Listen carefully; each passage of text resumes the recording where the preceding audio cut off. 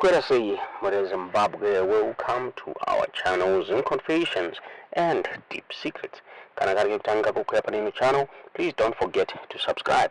Kana uchingoga subscribe, but don't forget to comment and share this video. Nasi Zimbabwe takigira nyari kupisa nyari kunetsa nyaya buritswa nerizim ai avabuda vachitara ivo vachiti another secret affair ya President Emmerson Mnangagwa na Virginia Mabiza yanzi ya exposwa mshari makunge nyaya POSB sell to managerians yakabuda ichikonfirma kuti the relationship between Virginia Mabiza murikwana arapo na President Emmerson Mnangagwa iripo muri Zimbabwe. Zimai yakabuda ichitaura nyaya iyi vachitaura ivo vachiti vakamboripota mugore ra 2021 vachitaura vachiti Virginia Mabiza an attorney and Attorney General Virginia Mabiza is in love na President Emmerson Mnangagwa and she is President Emmerson Mnangagwa's girlfriend. Tingazoti nyaya chokwadere kana kuti pando nyaya ikabuditswa nerizim ai muri Zimbabwe vakabuda on their website vachitaura vachiti POSB sell to Nigerians confirm Mnangagwa's secret affair with Virginia Mabiza, his married girlfriend. And the recent scandal involving the opaque sale of 70% of the People's Own Savings Bank to Hebrew Investment Group HIG has not only exposed serious governance failures, but has also unequivocally confirmed a bombshell 2021 ZimEye investigation.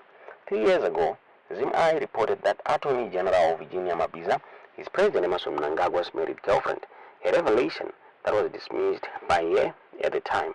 However, the leaked documents surrounding the POSB deal now leave no room for doubt. Mabiza acted as Mnangagwa's legal enforcer in pushing through the bank's sale, proving a deep personal and political connection to the president. ZimEye's 2021 investigation is a scandal now proven true.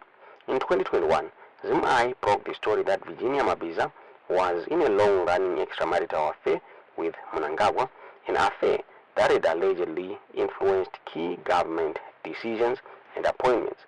The latest documents expose a direct link between Mnangagwa and Mabiza in this corrupt bank sale, proving that unquestioning loyalty and legal maneuvering were not just professional but deeply personal. Documents prove Mnangagwa's direct influence over Mabiza. The agreement, signed on December 18, 2024, carries Virginia Mabiza's signature on behalf of the government of Zimbabwe, while HIG President Emily Koo signed for the foreign investor. For the government of Zimbabwe, Honorable Virginia Mabiza, Attorney General for Hebrew Investment Group, Mr. Emily Koo, President or CEO. In addition, a letter from President's office directed Mabiza to oversee the transaction, confirming her role in executing a lover's orders.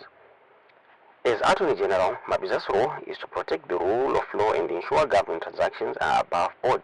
Instead, the documents show that she acted as Mnangagwa's personal legal conduit regarding procurement laws, public tendering processes, corporate governance rules.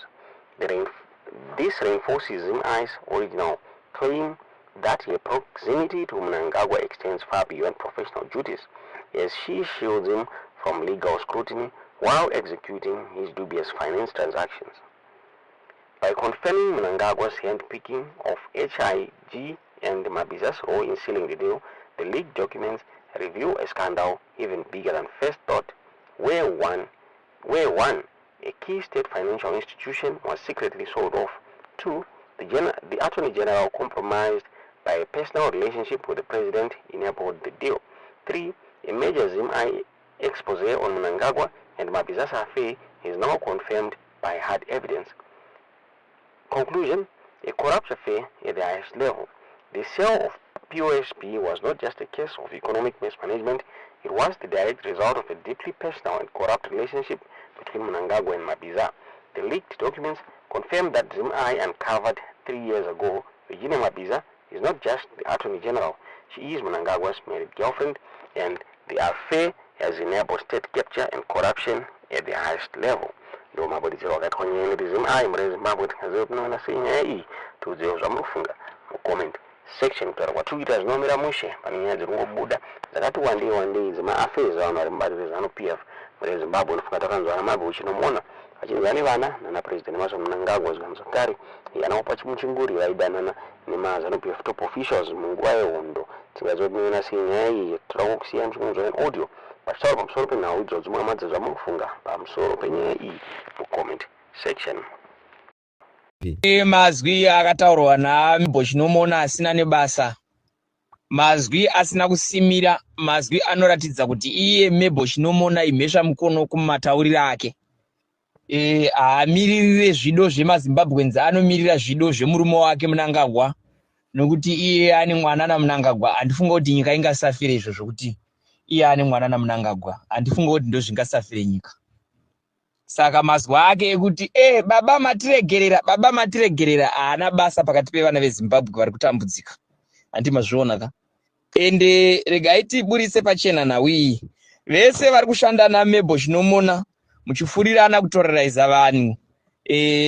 Muchiita hunhu husina nebasa hwekutyisidzira vana veZimbabwe nenzira yekuvamanikidza kuti vasapote 2030 zvinofanira kuguma izvozvo. Nokuti kana shiri chai inobhuruka inomhara. Handimazvinzwisisa. Pane muwo veterans anonzi ningi maguma, muwo veterans anonzi maguma endai mutaure kuti nyaya yako iwe yazikanwa, siya zvauri kuita. Koita Richard Musiwa MP weikoko futi, handimazvinzwisisa. Koita Isaac Taskani MP womutoko South.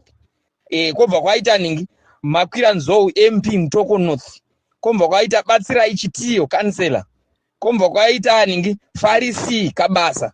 Vanhu handiri kutaura nezvavo ivavo vari kupreya role pota vatyisidzira vana veZimbabwe vachiita zvinhu zvisina nebasa nenzira yekunzi vanhu ngavabvume chete nyaya dzine chekuita ne2030. Handifunga kuti izvozvo zvakanaka maitiro akadaro. And your time is coming. Muchazosvika pakunatsoona kuti chinhu chakakura chihombe. Hamugone kuti muite muri 20 kana 30 moita go against nyika yese 16 million vana veZimbabwe vari kutaura nezvidhumwa chete. Handimazvinzwisisa. Iwe Mebo chinomona hauna nyadzi iwewe. Mazwi ako aunotaura haana kana chirevo pakati pevana veZimbabwe. Handimazvinzwisisa. Do you think kuti Zimbabwe ingasumudzwe netuhuku nezvihuta? Ndozvaunofunga izvozvo.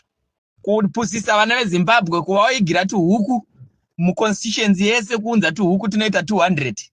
Movha tumwe 100 twofa. Kosara turi 95.